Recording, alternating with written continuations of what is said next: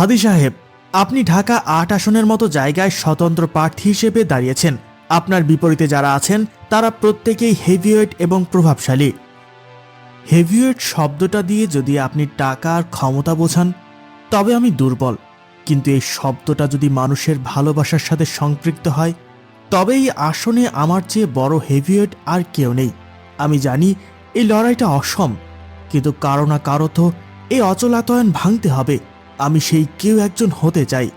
কিন্তু আপনি যেভাবে একের পর এক দুর্নীতির তালিকা আর চাঁদাবাজদের নাম প্রকাশ করার হুমকি দিচ্ছেন, তাতে আপনার নিরাপত্তা নিয়ে কি আপনি চিন্তিত নন? লোকে তো বলে আপনি আগুন নিয়ে খেলছেন। আগুন নিয়ে খেলছি কিনা জানি না, তবে আমি হকের পথে আছি। যারা জনগণের টাকা চুরি করে, যারা গরিবের পেটে লাথি মারে, তাদের বিরুদ্ধে কথা বলতে গিয়ে যদি আমার প্রাণও চলে যায় তবে তাতে আমার কোনো আফসোস নেই। আমি স্পষ্ট করে বলে দিয়েছি, আল্লাহ যদি আমাকে তৌফিক দেন আমি সংসদে দাঁড়িয়ে বিসমিল্লাহ বলে এই দেশের প্রতিটি চাঁদাবাজ আর অপরাধীর মুখোশ খুলে দেব।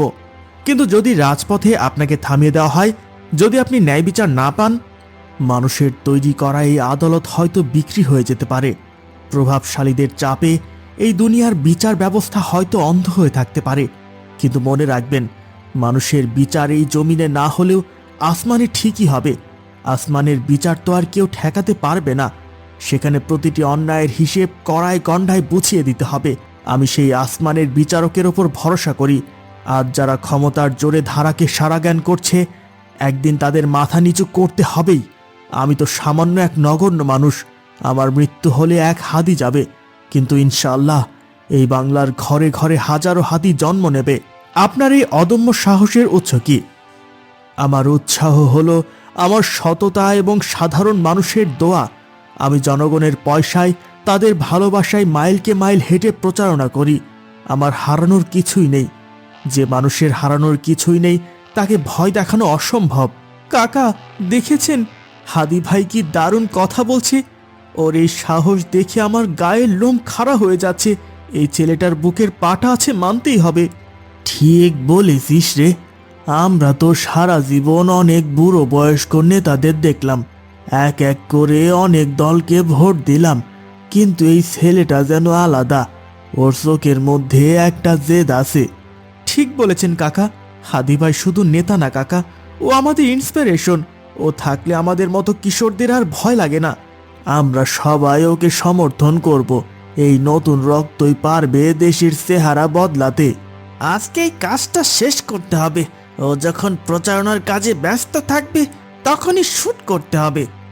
ওর সাথে আমি কয়েকদিন অনেক মেলামেশা করেছি, এমনকি ওর প্রচারণা কাজে আমি ওকে অনেক সাহায্য করেছি। আমাদের সম্পর্কটা বেশ ভালোই ছিল। তবে এখন ওকে মারতে তোর হাত কাঁপবে না তো? আরে না, এটা তো প্রফেশন। ও সরল মনে আমাকে বিশ্বাস করেছে, এটাই ওর ভুল। আজ ও বুঝবে ঘরের শত্রু বিভীষণ কাকে বলে। বিশ্বাসের সুযোগ নিয়েই ওকে শেষ করে দেব। বেশি বাড়াবাড়ি করলে এমনই পরিণতি হয়। কাজ শেষ করে আমাদের দ্রুত এলাকা ছাড়তে হবে, কোনোভাবেই যেন চিহ্ন না থাকে। হ্যাঁ, ঠিক বলেছিস। একদম দেশের বাইরে চলে যাব, তখন আমাদের টিকিটাও ধরতে পারবে না। আসসালামু আলাইকুম চাচা, দোয়া করবেন আমার জন্য। বাবা, হকের পথে থেকো। আমরা তোমাদের মতো সাহসী সন্তানদেরই তো খুঁজছি। ইনশাআল্লাহ আপনাদের আমানত রক্ষা করব। দাদু, এবার তরুণদের সুযোগ দিন। হাদি ভাই আপনাদের কথা সংসদে পৌঁছে দেবে। হ্যাঁ হ্যাঁ বাবা, দেব দেব। ইনশাআল্লাহ আপনাদের দোয়া থাকলে কেউ আমাদের দমাতে পারবে না চাচা। চলি চাচা।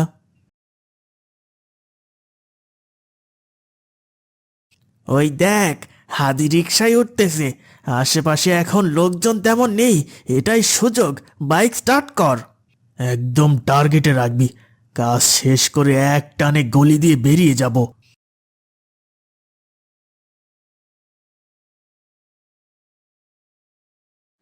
হঠাৎ বিকট শব্দে গুলি চালানো হয়।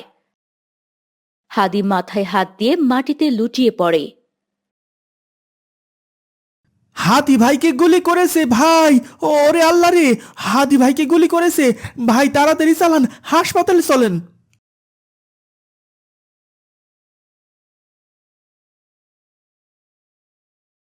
ওসমান হাদিকে হাসপাতালে নিয়ে যাওয়া হয়। চারদিকে হাদির জন্য লোকে হাহাকার করতে থাকে।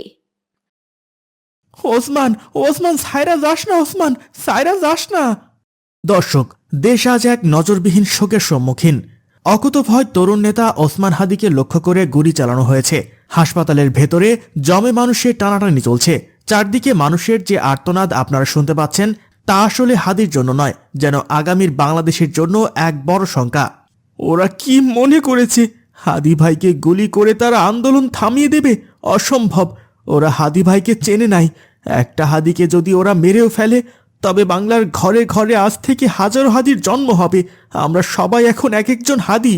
ওরা হাদি ভাইকে গুলি করে নাই রিপোর্টার ভাই, ওরা গুলি করেছে বাংলার সাধারণ মানুষের বুকে। ওরা আমাদের স্বপ্নকে খুন করতে চায়, কিন্তু আমরা এই রক্তের বদলা নিয়েই ছাড়ব। পরিস্থিতি অত্যন্ত উত্তপ্ত। মানুষ বলছে হাদির ওপর এই হামলা মানে হলো সত্যের কণ্ঠরোধ করার চেষ্টা। উন্নত চিকিৎসার জন্য তাকে হয়তো দেশের বাহিরে নেওয়ার প্রক্রিয়া চলছে, কিন্তু বাংলার আকাশ বাতাস আজ এক নামে ভারী হয়ে আছে, হাদি। ওসমান হাদির শরীরের অবস্থা ক্রমশ সংকটাপন্ন হয়ে ওঠায় তাকে সিঙ্গাপুরে নিয়ে যাওয়ার ব্যবস্থা করা হয়। দর্শক, কবি বলেছেন, এমন জীবন তুমি করিবে গঠন, মরণে হাসিবে তুমি, কাঁদিবে ভুবন। হাদি যেন আজ সেই অমর পঙ্কক্তির জীবন্ত সার্থকতা। আজ হাদিকে সিঙ্গাপুরে নিয়ে যাওয়া হচ্ছে। আমরা জানি না শেষ সংবাদ কি আসবে, তবে বাংলার মানুষ আজ এক সুরে বলছে, যদি একটি হাদি মরে, তবে এদেশের ঘরে ঘরে হাজারো হাদির জন্ম হবে। হাদিদের বাঁচতেই হবে, কারণ হাদিরাই গড়বে আগামীর ইনসাফের বাংলাদেশ। হাদি ভাই, আপনাকে ফিরতেই হবে। আপনার খুনিরা হয়তো ভেবেছে আপনাকে সরিয়ে দিলে আমরা থেমে যাব, কিন্তু ওরা জানে না, যদি আপনার কোনো ক্ষতি হয়, তবে বাংলার মাটি খুনিদের জন্য জাহান্নাম হয়ে যাবে। বাঁচা দুষ্কর হয়ে যাবে ওদের জন্য। কতটা ভালোবাসা, কতটা টান থাকলে মানুষ এমন করে কাঁদে। হাদি, তুমি ফেরো। এই বাংলাদেশে একটা হাদিকে খুব দরকার। তুমি ফিরে এসে আবার নেতৃত্ব দেবে। সারা দেশের মানুষের একটাই প্রার্থনা, হাদি ফেরো। ইনকিলাবের এই লড়াই অসমাপ্ত রেখে তুমি যেতে পারো না। বাংলার আকাশে বাতাসে আজ একটাই আর্তনাদ, আমরা তোমাকে ফিরে পেতে চাই হাদি। ওসমান হাদিকে সিঙ্গাপুরে নিয়ে যাওয়া হয় উন্নত চিকিৎসার জন্য। সারা দেশের কোটি কোটি মানুষের প্রার্থনা আর চোখের জলকে উপেক্ষা করে মহান আল্লাহ তাকে নিজের কাছে ডেকে নিলেন। তাকে আর বাঁচানো গেল না, কিন্তু হাদি মরেও অমর হয়ে রইলেন। যে মানুষ দেশের জন্য হাসতে হাসতে রক্ত দেয়, সে কখনো মরে না। আজ বাংলার প্রতিটি ঘর থেকে একটি করে হাদি বেরিয়ে আসবে। হামজা স্কুল থেকে ফিরছে। দুদিন আগেই তার রেজাল্ট দিয়েছে। রেজাল্ট খারাপ হওয়ায় হামজা বাসায় কিছুই জানায়নি। হামজা, শুনেছি তোমার স্কুলে রেজাল্ট দেবে। রেজাল্ট কি হয়েছে? বাবাকে রেজাল্টের কথা বললে বাবা এখনই আমাকে বকা শুরু করবে। না না, বাবাকে রেজাল্টের কথা বলা যাবে না। কি হলো হামজা, তোমার রেজাল্ট কি দিয়েছে? না বাবা, এখনো রেজাল্ট দেয়নি। তোমাদের রেজাল্টটা দিয়ে দেওয়ার কথা, এখন এত দেরি করছে কেন? আমি জানি না বাবা, হয়তো আরো দেরি হতে পারে। পড়াশোনা করছো তো ঠিক মতো? হ্যাঁ বাবা, পড়াশোনা করছি। ঠিক আছে, তোমার ঘরে যাও। আচ্ছা বাবা। উফ, আজকে বড় বাচ্চা বেঁচে গেছি। বাবা যদি কোনোভাবে জানতে পারতো আমার রেজাল্ট খারাপ হয়েছে, তাহলে আজকে আমার রক্ষা ছিল না। তুমি এখনো এখানে বসে আছো? কখন বলেছি বাজার করে আনতে? হ্যাঁ যাচ্ছি, বাজারের ব্যাগটা দাও। হামজার বাবা বাজার করতে যায়। বাজার শেষ করে ফেরার পথে তার সাথে হেডমাস্টারের দেখা হয়।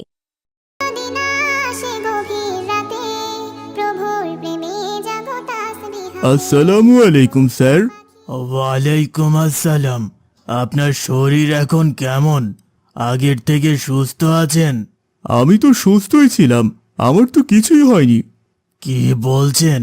তাহলে হামজা যে আমাকে বলল আপনি অনেক অসুস্থ।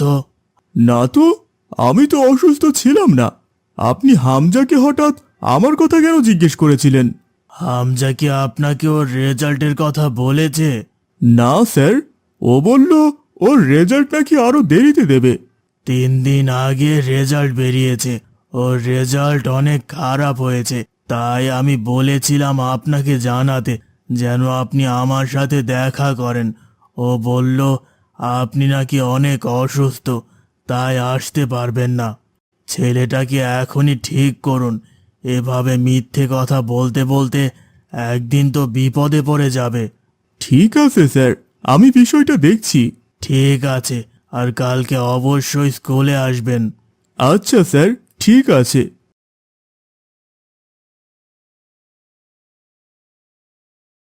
ছেলেটাকে নিয়ে যে কি করি, এত মিথ্যে কথা বলা শিখেছে। যাই, রহমত ভাইয়ের কাছ থেকে পরামর্শ নিয়ে আসি। গাছগাছালি তোমার নামে জেগে করে মিতালি, পশু পাখি গাছগাছালি তোমার নামে জেগে করে মিতালি। আসসালামু আলাইকুম রহমত ভাই। ওয়ালাইকুম আসসালাম। কি খবর? কোথায় যাওয়া হচ্ছে? আপনার কাছে আসলাম ভাই। ছেলেটাকে নিয়ে ভীষণ চিন্তায় পড়ে গেছি। কেন, কি হয়েছে আবার? প্রচুর মিথ্যে কথা বলা শিখেছে। এভাবে মিথ্যে কথা বললে তো পরেও বিপদে পড়ে যাবে। এটা অবশ্য ঠিক বলেছেন। এই বয়সে মিথ্যে কথা বললে পরে অনেক বিপদে পড়ে যাবে। আপনার ছেলেকেই দেখুন না, কত শান্ত একটা ছেলে। আর আমার ছেলেকে দেখুন, সব সময় মিথ্যে কথা বলে যায়। চিন্তা করবেন না, আমি আব্দুল্লাহকে বলে দেব। ওর সঙ্গে কিছুদিন মিশলে ও মিথ্যে কথা বলা ছেড়ে দেবে ইনশাল্লাহ। সঙ্গ ভালো থাকলে মানুষও ভালো হয়। ঠিক বলেছেন ভাই। তাহলে আব্দুল্লাহকে একটু বলে দিন আমার ছেলের সঙ্গে যেন মেলামেশা করে। ঠিক আছে ভাই, বলে দেব।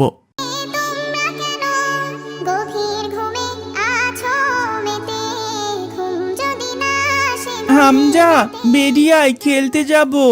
কি রে, তুই তো আমার সাথে খেলতে আসিস না, আজকে হঠাৎ আমার সাথে খেলতে এলি যে? তো কি হয়েছে?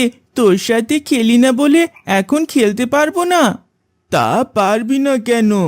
ঠিক আছে চল, তাহলে চল খেলতে যাই। নতুন ফুটবল কিনেছি, দুজনে মিলে খেলবো। জাগো তাসবিহ হাতে, ঘুম যদি না আসে গভীর রাতে, প্রভুর প্রেমে জাগো মাঠে সে খেলতে গিয়ে বল একটা লোকের বাড়িতে গিয়ে লাগে। মনে হয় কাজটা ভেঙে গেছে। চল গিয়ে নিয়ে আসি বলটা। তোর কি মাথা ঠিক আছে? এখন বল চাইলে কি আমাদের বল দেবে? উল্টো বকাঝোকা করবে। আমরা ভুল করেছি, আমাদের তো বকবেই। চল বলটা গিয়ে নিয়ে আসি। চুপ কর, ওই দেখ বাড়ির মালিক আসছে। এবার কি করবি? কি আর করব, নিজের ভুল স্বীকার করব। তুই কি পাগল হয়েছিস? আমরা ভুল স্বীকার করব না। ওখানে বাচ্চারা খেলছে, ওদের দোষ দিয়ে দেব। না না, ওরা ছোট বাচ্চা, ওরা তো কোনো দোষ করেনি। ওদের দোষ কেন দিবি তুই? ঠিক আছে, তাহলে বলবো অন্য কেউ বলটা লাগিয়েছে। মিথ্যে কেন বলবি তুই? মিথ্যে বলা ভালো নয়। তুই চুপ কর, শুধু দেখে যা আমি কি করি। মাঠে সে খেলতে গিয়ে বল একটা লোকের বাড়িতে গিয়ে লাগে। মনে হয় কাজটা ভেঙে গেছে। চল গিয়ে নিয়ে আসি বলটা। তোর কি মাথা ঠিক আছে?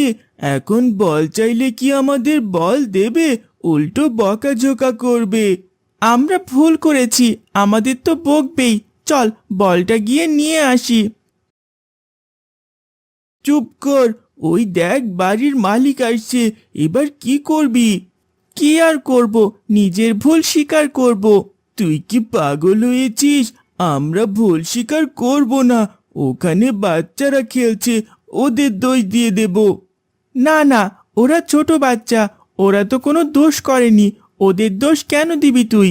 ঠিক আছে, তাহলে বলবো অন্য কেউ বলটা লাগিয়েছে। মিথ্যে কেন বলবি তুই? মিথ্যে বলা ভালো নয়।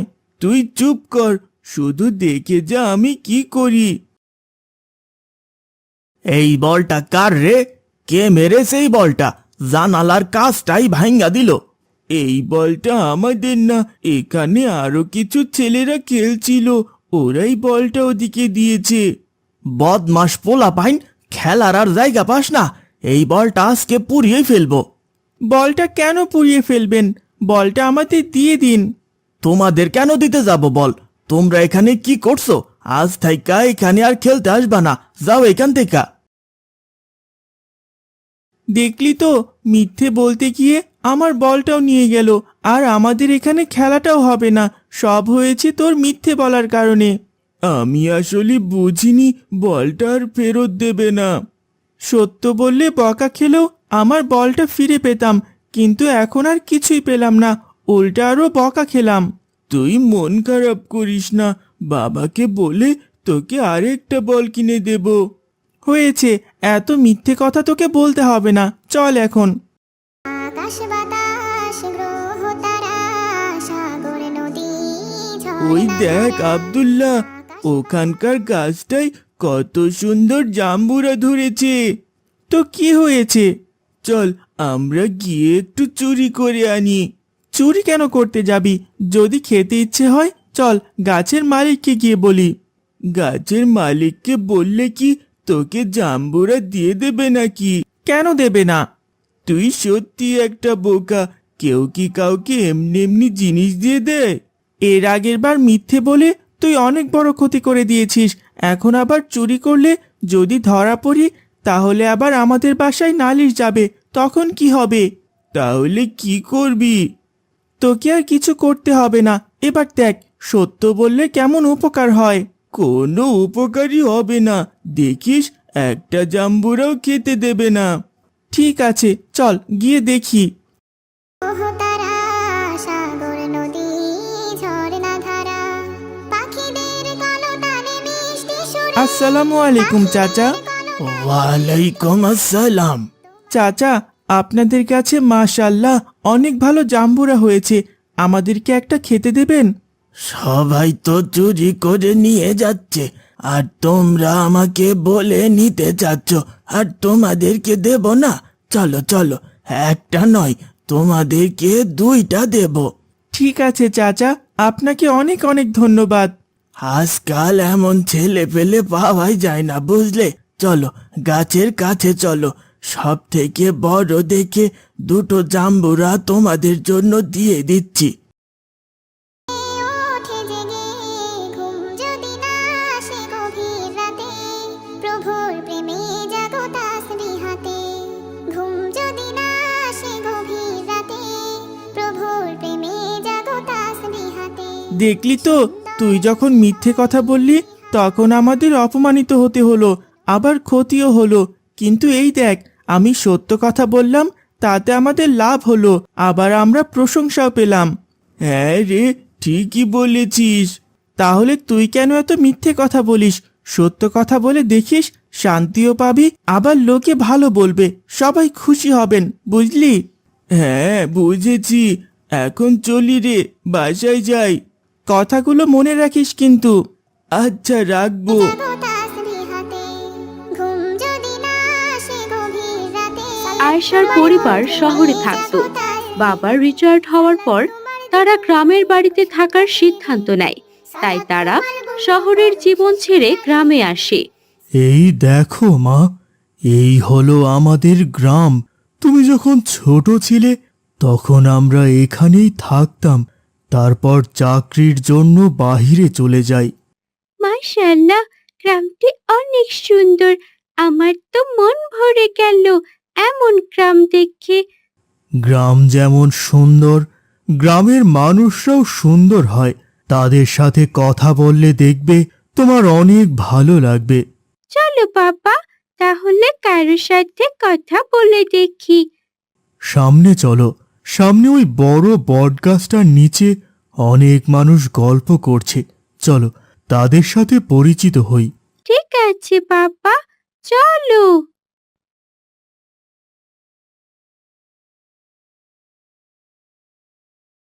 আসসালামু আলাইকুম ভাইজান।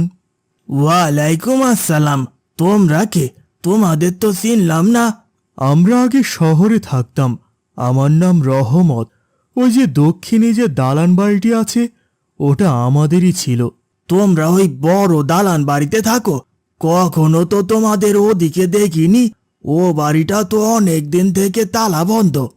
আমরা এতদিন শহরে ছিলাম, এখন থেকে গ্রামে থাকব। তোমরা শহরে থাকো, তার মানে তো তোমরা অনেক অহংকারী। কি যে বলেন, আমরা কেন অহংকারী হতে যাব? শহরে থাকলেই কি কেউ অহংকারী হয়? ধুর মশাই, তোমাদের মতো শহরের মানুষেরা গ্রামের মানুষের বন্ধু হয় না। আমাকে আর ডাকবেন না, আমি আপনাদের সাথে কথা বলতে চাই না। ربي العلا ربي العظيم বাবা, লোকটা আমাদের সাথে এমন করলো কেন? তুমি তো বলেছিলে গ্রামের মানুষ অনেক ভালো হয়, তাহলে আমাদের সাথে খারাপ ব্যবহার করলো কেন? না রে মা, উনি হয়তো ভুল বুঝেছেন। সবাই তো আর একরকম নয়। চারপাশটা ঘুরে দেখিস, গ্রামের মানুষ অনেক ভালো। এখন চল, আমরা বাড়িতে যাই। আর শোন, কালকে থেকেই কিন্তু তুই গ্রামের স্কুলে আসবি। ঠিক আছে বাবা। العلا ربي العظيم মুমিন তুমি সালাত তোমার মস্ত পরিচয় দুনিয়া তোমার আজকে আছে কালকে হবে লয় জানিস, আমাদের স্কুলে একটা নতুন মেয়ে এসেছে। ওরা নাকি আগে শহরে ছিল, এখন থেকে নাকি গ্রামেই থাকবে। শহরের মেয়ে, তার মানে তো অনেক অহংকারী। হ্যাঁ, আমারও তাই মনে হয়। ওর সাথে আমাদের বেশি মেলামেশা করা উচিত হবে না। বেশি কি বলছিস? ওর সাথে কোনো রকম মেলামেশা করাই আমাদের উচিত না। ওই যে দেখ, মেয়েটা আমাদের দিকে আসছে। চুপ কর, চুপ কর। সালাত তোমার জীবন জুড়ে আসসালামু আলাইকুম। তোমরা কেমন আছো? আমরা কেমন আছি সেটা জেনে তোমার কি? তুমি কেন এসেছো? সালামের আগে জবাব দাও।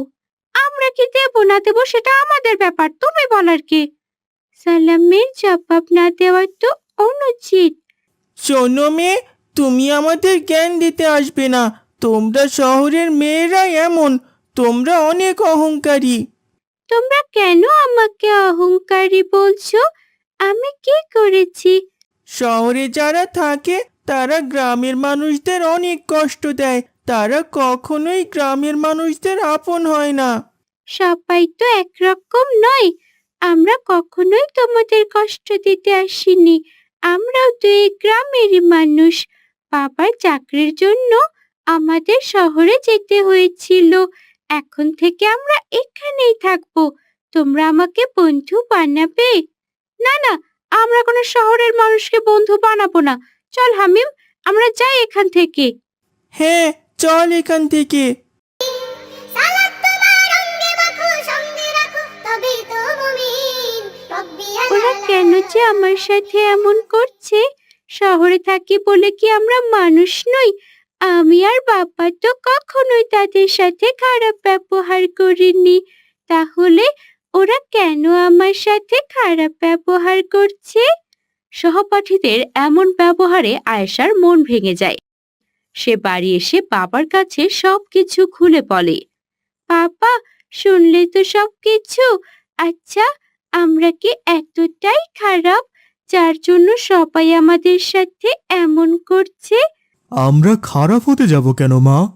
তাহলে ওরা আমাদের অহংকারী বলছে কেন? আমরা তো কোনো অহংকার করিনি, বরং আমরা তাদের সাথে মেলামেশা করতে চেয়েছি, তাদেরকে আপন করতে চেয়েছি। এটা কি আমাদের অন্যায়? না রে মা, অনেক দিন থেকে হয়তো তাদের মধ্যেই ভুল ধারণাটা ছিল যে শহরের মানুষেরা অহংকারী হয়, গ্রামের মানুষদের ভালোবাসে না। কিন্তু আসলে এটা সত্যি না। দেখবি, একদিন তারা ঠিক বুঝতে পারবে যে আমরা ওদের কখনোই খারাপ চাইনি। সেদিনটা কবে আসবে বাবা? যেদিন আল্লাহ চাইবেন সেদিন তারা ঠিক বুঝতে পারবে। এখন চল, ঘরে বাজার নেই, আমরা বাজার থেকে কিছু কিনে আনি। ঠিক আছে, চলো। পড়লে সালাত রয় দূরে রয় মন্দ যত আয়েশা ও তার বাবা বাজারে আসে। বাজারের সবাই তাদেরকে আর চোখে দেখতে থাকে এবং নানা কিছু বলতে থাকে। তখনই সেখানকার একজন তাদের কাছে আসে। আসসালামু আলাইকুম ভাইজান, আপনি রহমত ভাইজান না? হ্যাঁ, কিন্তু তোমাকে তো চিনলাম না। আমি হাকিম, আমার এই চিন্তাছেন না, আমার মায়ের চিকিৎসার সময় তো আপনি খরচ করলেন, সব ওষুধপাতি কিনে দিলেন। আরে হাকিম, তুমি কত বড় হয়ে গেছো। যখন তোমার মা অসুস্থ ছিল তখন বেশি বয়স ছিল না তোমার। ভাইজান, আপনি দেশে আইছেন, একটাবার খবরও পাইলাম না। খবর আর কি দেব, আমাদের গ্রামের মানুষেরা এত বদলে গেছে। কেন ভাইজান, কি হইছে? শহর থেকে এসেছি, সেই থেকে সবাই আমাদের সাথে খারাপ ব্যবহার করছে। বলছে শহরের মানুষেরা নাকি খারাপ। বাদ দেন তো গ্রামবাসীর কথা, ওরা কি আর আপনারে চেনে? আপনি যে কত বড় মনের মানুষ এটা কেবল আমিই জানি। দেখবেন ওরাও একদিন আপনারে অনেক ভালোবাসবো। ইনশাআল্লাহ, একদিন আল্লাহ ঠিকই ওদের ভুল ভাঙিয়ে দেবে। সঙ্গে এই মামুনিটা বুঝি আপনার মেয়ে? চলো মামুনি, তোমাদের বাজারটা ঘুইরা দেখাই। ঠিক আছে, চলো। আমি তো ভাবতাম গ্রামের সবাই খারাপ, সবাই বাজে ব্যবহার করে, কিন্তু তুমি অনেক ভালো। চলো আমরা ঘুরে ঘুরে দেখি। আচ্ছা মামুনি, চলো। পড়লে সালাতে রয় দূরে রয় মন্দ যত কাজ। পাঁচ প্রহরে সালাত পড়ো, আত্মাকে সমৃদ্ধ করো। পাঁচ প্রহরে সালাত পড়ো। আজ সারা রাত ভারী বৃষ্টিপাতের আশঙ্কা রয়েছে। সবাইকে নিরাপদ আশ্রয়ে যাওয়ার অনুরোধ করা হলো। বাবা, খবরে কি বলছে দেখো, আজকে নাকি অনেক বৃষ্টি হবে। বৃষ্টির দিনে বৃষ্টি তো হবে, এটা নিয়ে এত চিন্তার কি আছে রে মা? বাবা, গ্রামের মানুষদের তো ভালো বাড়ি ঘর নেই। আমাদের না হয় ইটের বাড়ি, কিন্তু তাদের তো বাঁশের বাড়ি, টিনের বাড়ি। ওদের অভ্যাস আছে, এমন কত ঝড় বাদল গেছে ওদের বাড়ির ওপর দিয়ে। তুমি যাই বলো না কেন বাবা, ওদের জন্য আমার অনেক চিন্তা হচ্ছে। চিন্তা করতে হবে না, ওদের কিছুই হবে না। যা, এখন অনেক রাত হয়ে গেছে, শুয়ে পড়। ঠিক আছে বাবা। সেদিন রাতে ভারী বর্ষণ শুরু হয়ে যায়। সারা রাত সারা দিন শুধু বৃষ্টি হতে থাকে। এত পরিমাণে বৃষ্টি হয় যে গ্রামের বাড়িঘর পানিতে ডুবে যেতে থাকে। সবাই ঘরের চালে আশ্রয় নেয়। সালাত তোমার অঙ্গে মাখো, সঙ্গে রাখো, তবেই তো মুমিন। রব্বি দেখেছো আলা। বাবা, চারদিকে কত পানি, গ্রামের মানুষ তো তলিয়ে যাচ্ছে। আমাদের যদি এত বড় দালান না থাকতো, তাহলে হয়তো আমরাও তলিয়ে যেতাম। হ্যাঁ রে মা, তাই তো দেখছি, এরকম বন্যা তো আগে কখনো হয়নি। বাবা, আমাদের ঘরে বসে থাকলে কি চলবে বলো? তাহলে কি করবি? গ্রামবাসীদের সাহায্য করবি? হ্যাঁ বাবা, ওরা বিপদে পড়েছে, আমাদের উচিত ওদেরকে সাহায্য করা। দেখো, এই বন্যায় হয়তো অনেকেই না খেয়ে আছে। তোর মনটা অনেক নরম রে মা, আমি অবশ্যই ওদের সাহায্য করব। এই দুঃসময়ে আমরা ওদের পাশে থাকবো না তো কে থাকবে? তাহলে তুমি এক্ষুনি একটা নৌকার ব্যবস্থা করো, আমরা নৌকায় করে ওদের সাহায্য করব। আমি এখনই ব্যবস্থা করছি। এরপর আয়েশা এবং আয়েশার বাবা নৌকায় করে গ্রামবাসীদের খাবার বিতরণ করতে থাকে এবং যারা একেবারেই আশ্রয়হীন হয়ে গেছে তাদের নিজেদের বাড়িতে আশ্রয় দেয়। আয়েশা এবং আয়েশার বাবার এমন উদারতা দেখে গ্রামবাসীদের ভুল ভাঙে এবং তারা আয়েশাদের আপন করে নেয়।